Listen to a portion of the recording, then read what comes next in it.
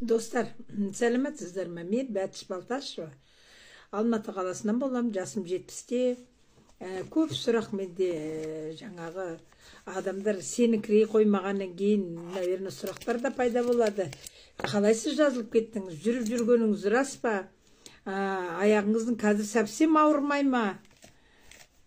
Деген әсіресе аяқ жөнінде. Достар, мен аяғымды ғана емдеп алғаным жоқ, осы өнімнің арқасында эрозивный гастритім кетті, геморройым кетті, давлением қалпына келді, құлағымның аққан бұлағы тоқтады, белімдегі грыжа кетті, жаңағы жировой гепатоз дегеннен арылдым, арықтадым, достар.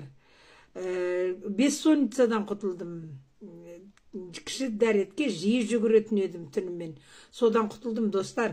Жаңғыз аяқтың емес, мына организмді бөлек-бөлек қарамаңыздар. Аяқтан басқа да дерттеріңіз болса, соның бәрін емдейді.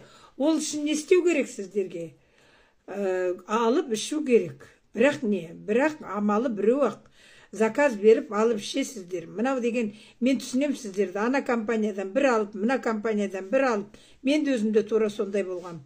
Анау жақсы десе анаған жүгіріп, 30 мыңнан 300 мыңға шейін ақша жұмсап, осы талай жерден не результат жоқ, не ақшам жоқ, жаңағы әртүрлі өнімдерді, мен де көп өнімдерді басын шалғаным рас. Енді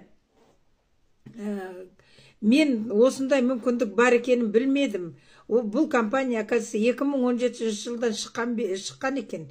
Мен осы 23 жылы сентябрь айында кездесім. Сонан бері міне 6 ай болды. Мен жаңағы өздеріңізге айтып кеткен дерттерімнің бәрінен құтылдым. Сіз де құтыласыз.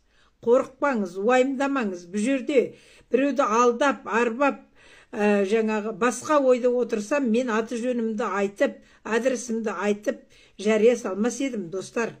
Және де мінекей, тем более Рамазан айында Құдай сақтасын, бір Алла сақтасын.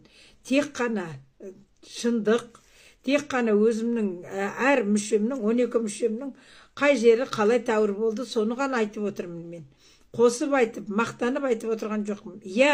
Арасында мақтаныш кеткені рас, ол мақтаныш менің күміс деген дәреже алғаныма. Менің орнымда болған адамдар да соған мақтанар еді. Себебі мен жас емеспін, жасым 70-тен асқан адам.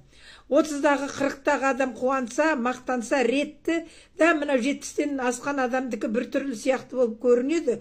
Бірақ енді мені өтірік мақтаныш емес.